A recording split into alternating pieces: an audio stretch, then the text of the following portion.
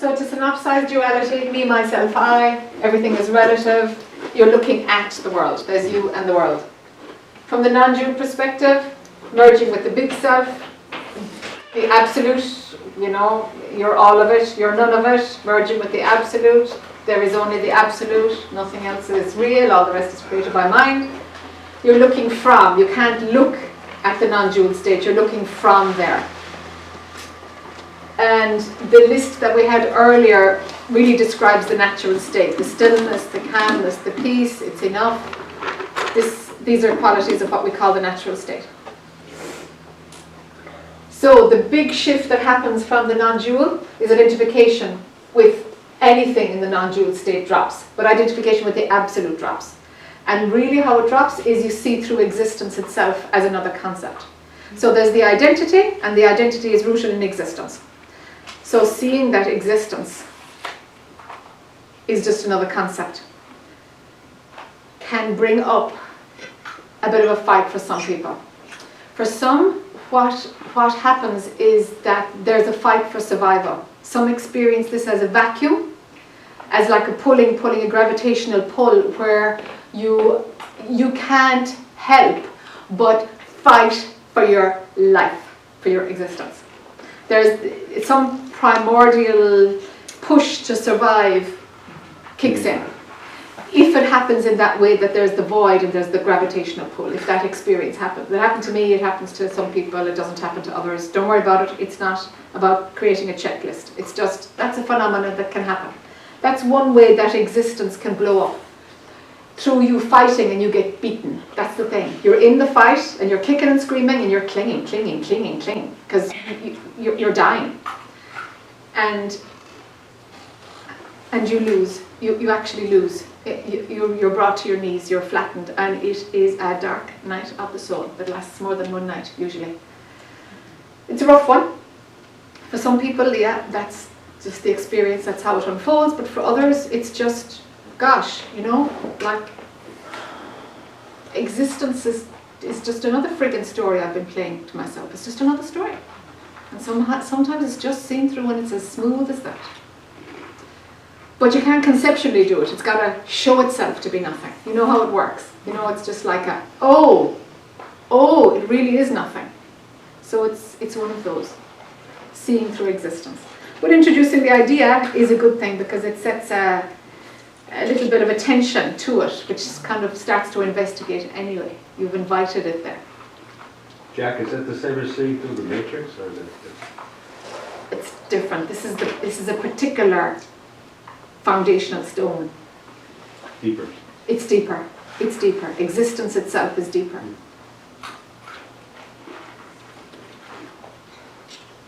Yeah, for sure. For sure, existence itself is deeper. Yeah. Because you can see through the matrix and be in the non-dual state. And say, yeah, the matrix is completely created by mind and I'm none of that.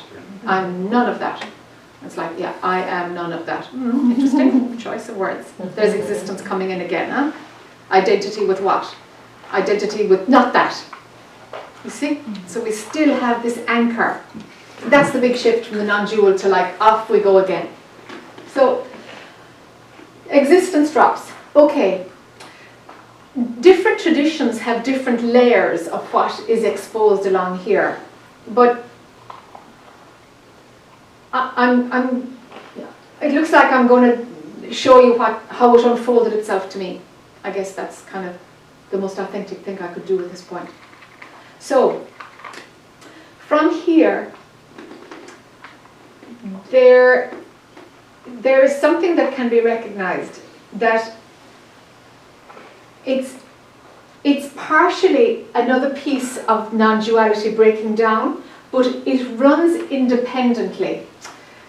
So the identification is part of you, it's part of the you story, obviously, to identify with the absolute. It's still a bit of you. But there's another component of the non-dual that seems to break down independently. And it's the idea of beingness. Because to be or not to be, sure, is a part of existence. To be or not to be. Yeah, sure, it's existence itself. but it's like there's two sides to existence. There's existence that has to do with identification with I'm not that, I'm not the personal I. And then there's the existence of being, that sense of being. Something has to see through the sense of being, because the sense of being tends to be a great anchor. Do you know that? Like, well, yeah, there's this sense of being. Sense of being. Yeah, you can't deny that there's a sense of being, but you've got to see where that's a concept. Where is being a concept? And that takes the potency away from it. Now, you don't have that anchor either. What we're doing is pulling away all the subtle dual anchors. Do you see? So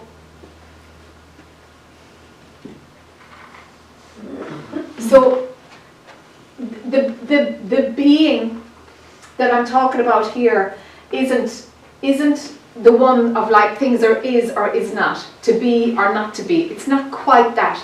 Because the non-dual being is a being that doesn't really, you can't really say beingness cannot be there. You can't really. Do you know that non-dual beingness I'm talking about? Right? So being turns into non-being. It's neither being nor the dualistic. We've got the dualistic be to not be. We've got the non-dual being, and we've got neither of those. The term they use is non-being. Somehow, if it's seen through like this, non-being opens up like an umbrella. And that everything and its opposite is abandoned. You see it? Everything and its opposite. So this is like, I'm going to draw a little umbrella, because really it seems to have underneath that these two things that are hiding here, which is the dualistic perspective and the non-dual perspective.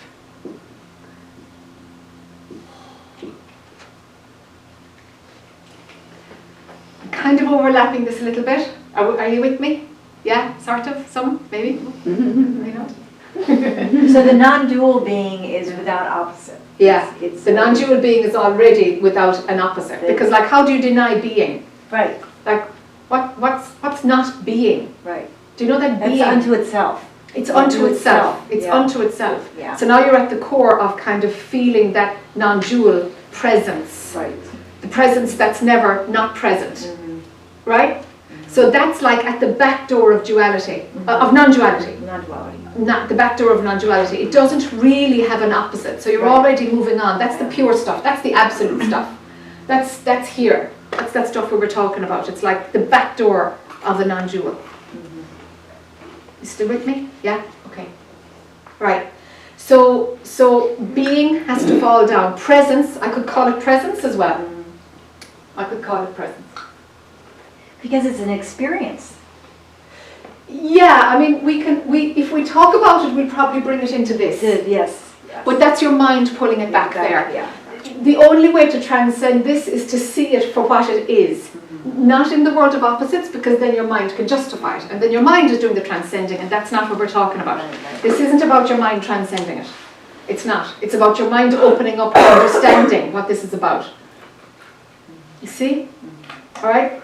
So at this point, it's like, gosh, everything, even, all right, obviously duality is gone. Non-duality is totally breaking down. With neither of those anchors, what you're left with is the components of consciousness that have the ability to create it. So we're looking at what's traditionally called the unmanifest. We're looking at that now, the components. They're not together yet to where they can actually give rise to something. They're starting to break up. It's breaking up, right? So the whole, that which it comes from, the source, is now splintering into components because we're pulling it apart, right? Yay. glad to see some nods, a lot of frowns, but it's okay.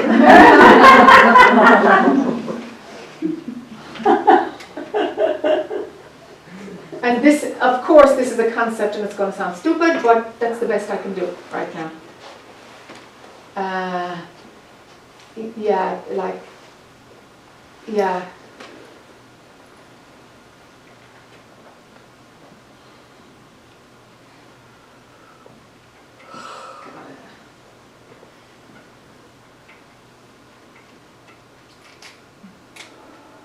So we're looking at like the subtle concept capacity. Space is gone, time is gone. The idea that this is any place has gone.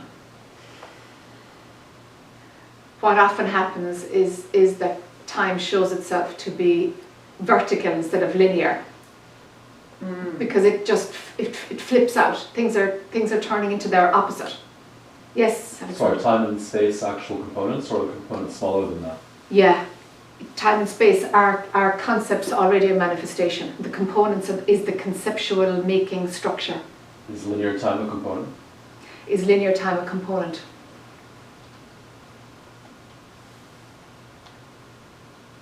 Okay, space is finer than linear time. Space. And space isn't a component. You see, linear time is further into the matrix than space. Space is a more subtle concept than linear time. Is there an example of a component? Okay, good question. What was the question? Is there an example of a component? The components are that which make concepts possible in the first place. So can I name something that's Pre-concept. pre-concept? Yeah. I'm stuck. I can point to it, but I'm stuck. Because if I name it, it becomes a concept, but it's not a concept. So pre-concept, yeah. But outside of time. Yeah, outside of time. Data?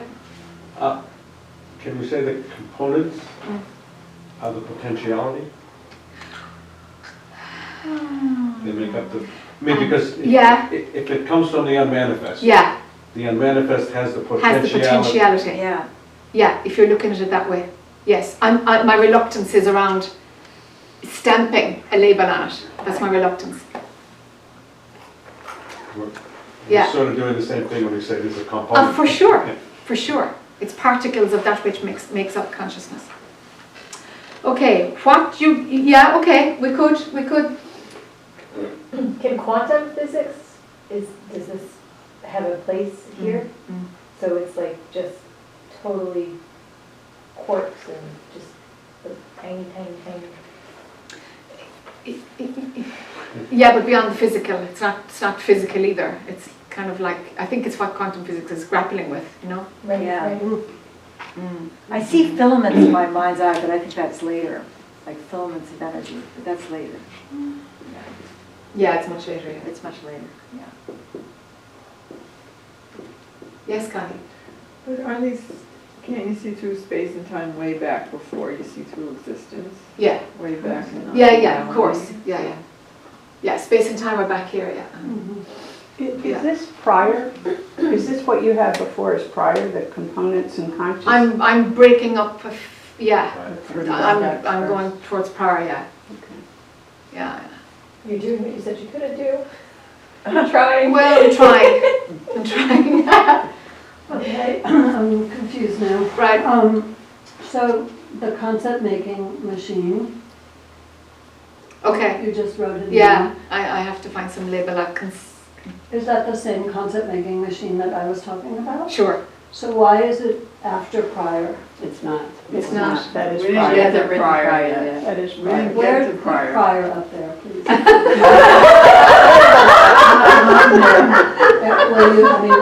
It's right after non-duality, right? No, it's after. No, it's component. after. These are the breaking down toward prior, I Yeah, guess. this is- All right. So I'm running out of space. Ah, those are like parts of We the need a bigger door. board. This is the door, the components of the door. Uh-huh. Ah, okay. Uh-huh. Yeah, yeah. Yeah.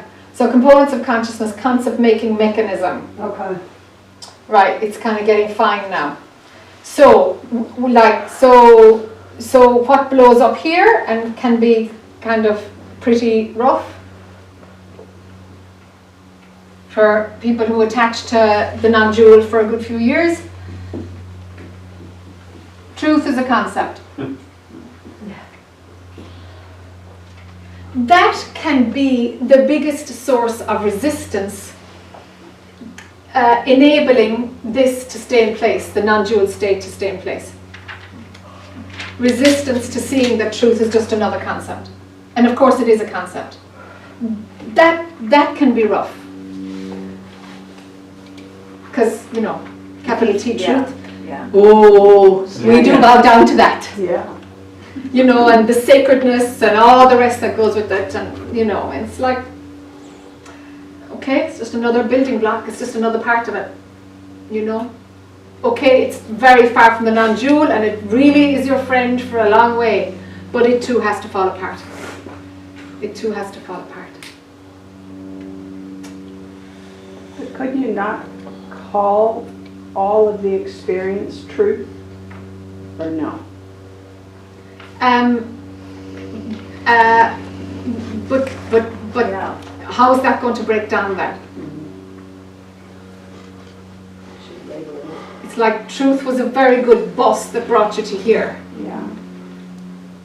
Very good bus. But even truth shows itself to be nothing more than just an idea that was an important vehicle, a really important vehicle. It's about being free of everything. Like, liberation is from truth too. Yeah. It's all.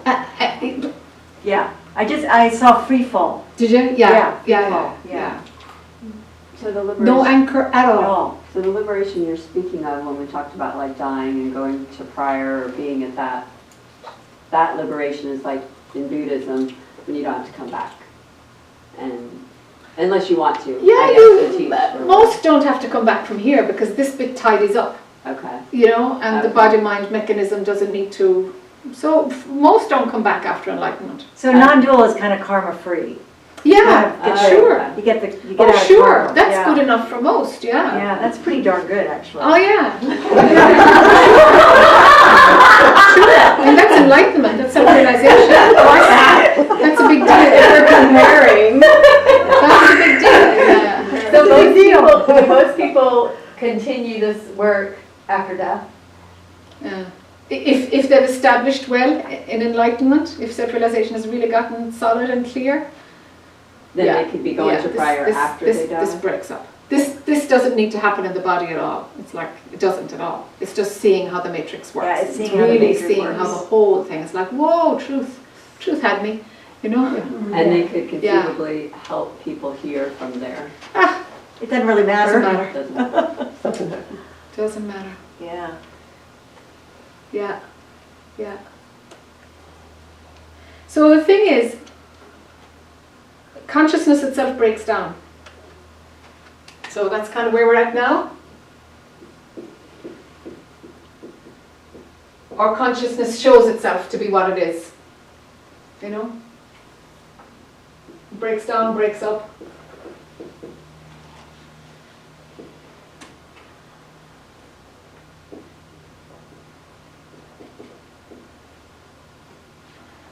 There's the word. Can we take a picture now, or are you still? Whatever you like, of course.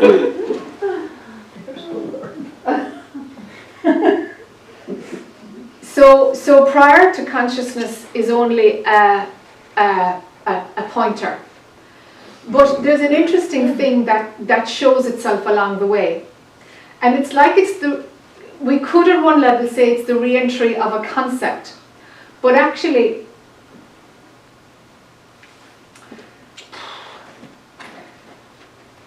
the entire creation, galaxies, as much as we can possibly have access to, in terms of dimensions and the whole shooting gamut, Yeah. right? Anything that's possibly knowable, experientiable in any way, is underpinned by consciousness. You'll know anyway if you're here, like that pure.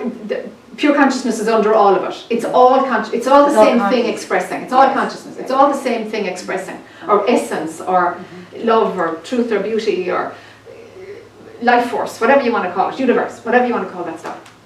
The same essence is expressing in everything. All right.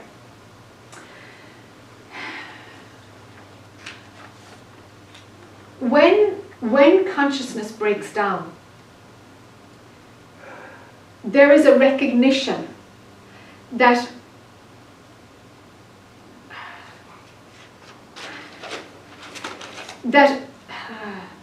there, darn, how do I say it without using concepts? I can't, I'm stuck. That all that we know is underpinned by pure consciousness, but that there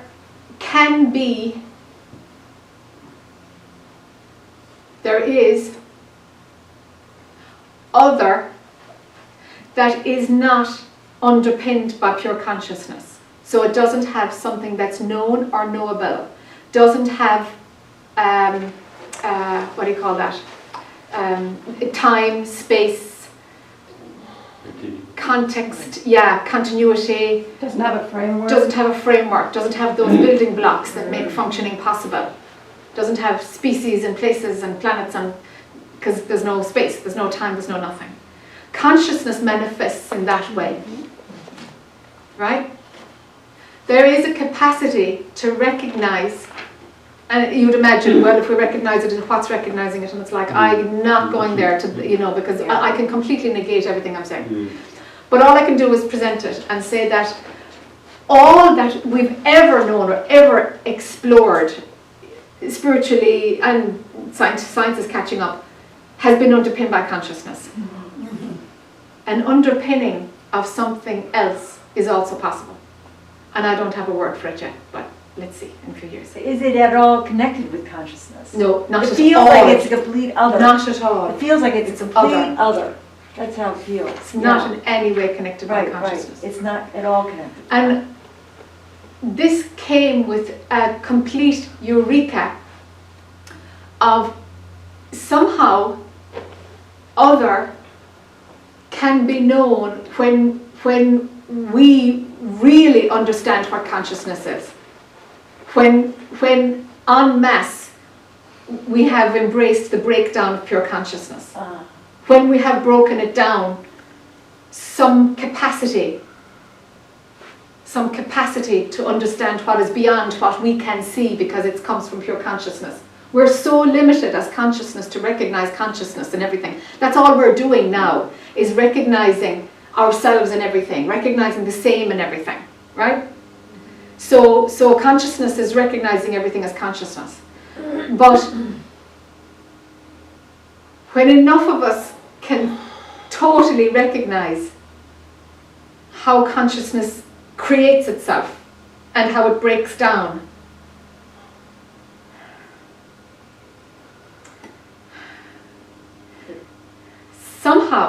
somehow there is a capacity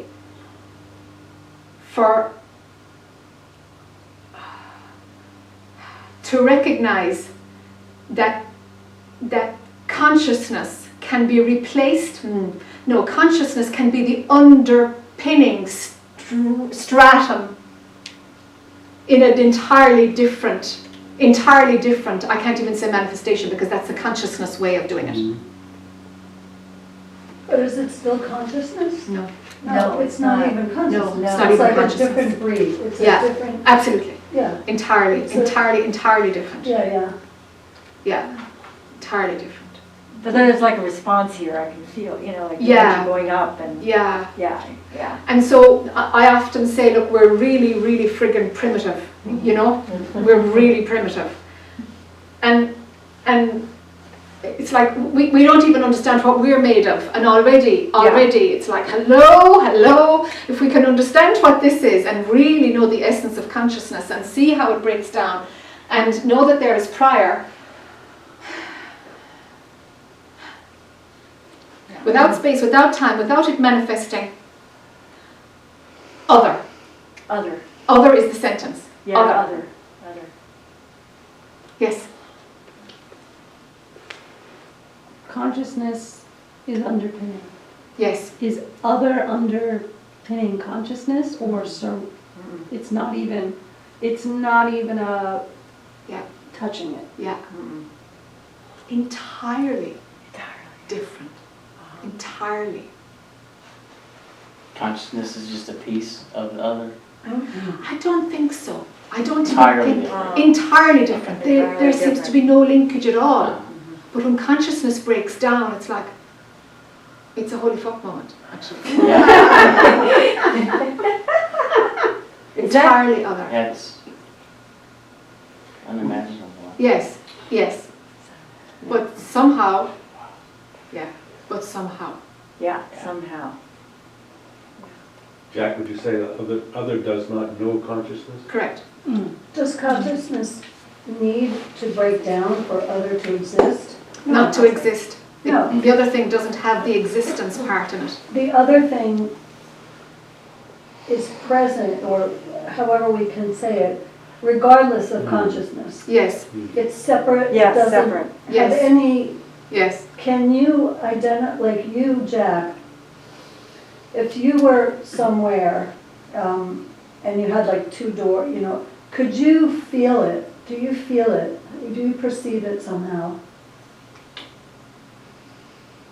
Like you could identify it in some way. You know it as not consciousness. That's defining it. Does that make sense, what I'm trying to ask? It does, but I can't find, it's not the Jack character, it's not me as pure consciousness, because it's in the breakdown of consciousness that other was, I can't even put a verb to it. It's inferred. Reveals itself? Verb reveals itself. I can use them all, but it's Right. like consciousness breaks down and then other. Yeah, and then, Jack. Yeah. It's 11:35. I feel like it's my dharma to bring that up. Perfect. I am really happy not That's to do fine. yoga, trust me. No problem. We I can know keep- that. Thanks, Grant. We'll stay going with it. Yeah, Thanks. we're I gonna know I'm stay with watching it. too. Yeah. So, Thanks. have you ever come in contact with somebody else that's in that place, and could you recognize it? You know what I mean? Like, you are there, but have you encountered another human that's there, and you can recognize that? And does that make sense, or does it even matter?